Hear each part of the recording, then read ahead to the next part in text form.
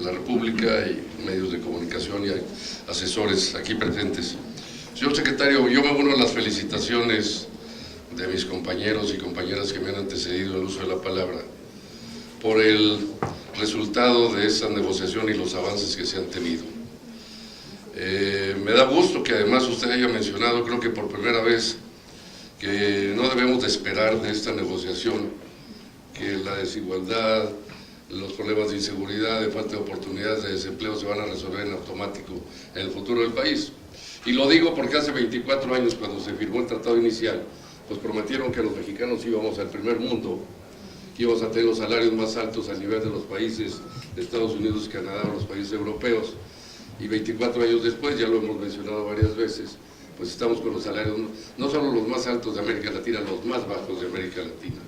Y además sin una infraestructura productiva creada para el mercado interno y para sostener este crecimiento de una demanda potencial y de abrir estas oportunidades.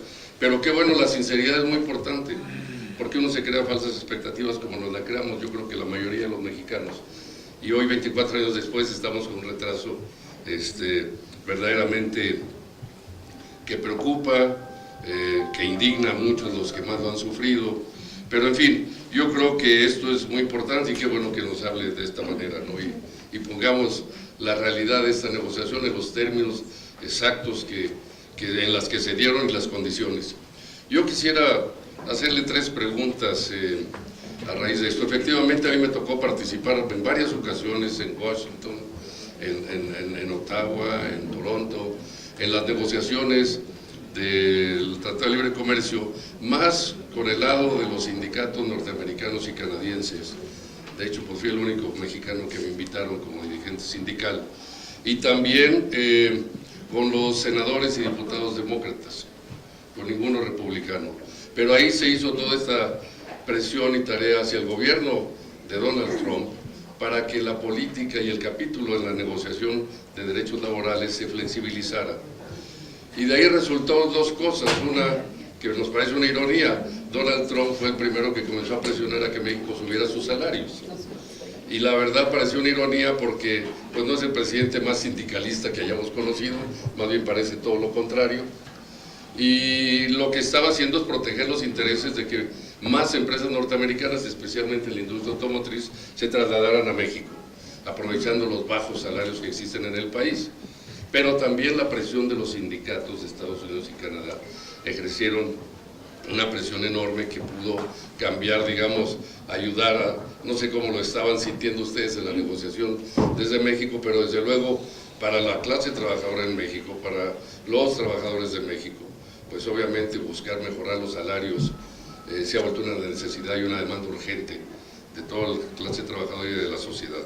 Entonces esto es algo ahí. Pero yo le quería hacer 3 preguntas muy rápidas. Una ya se planteó de alguna manera, que si este cambio, si el resultado de las elecciones en Estados Unidos puede afectar o va a afectar de alguna manera, ¿cuál sería su perspectiva? La negociación y el resultado esperado de esta negociación, como usted lo ha visto, ¿no? Y como lo ha señalado, quizá no sea la mejor, pero se dieron avances muy importantes. Y efectivamente en derechos laborales se hicieron avances muy importantes. Entonces, pues si hay alguna esperanza o cambio que pueda surgir a partir de este triunfo de los demócratas en la Cámara de Representantes. La otra pregunta es, me preocupa y nos preocupa a todos porque quedan las dudas tanto en Estados Unidos como en Canadá, y más dentro del movimiento obrero, que estos avances en el capítulo de derechos laborales, que si se volvieron o no obligatoriedad, os quedan todavía al nivel de recomendaciones.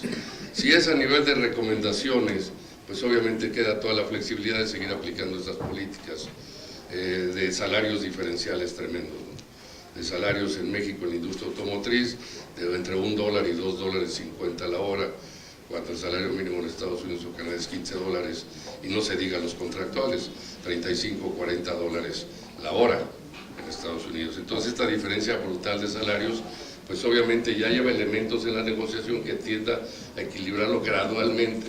Igualarlos, pues obviamente es una aspiración que tendremos siempre, es lógico, y usted lo mencionó aquí, que todos quisiéramos que mejoraran los salarios, pero saber si hay una obligatoriedad o no.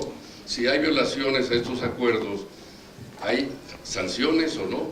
Si hay recomendaciones, pues no creo que logremos avanzar mucho en ese sentido.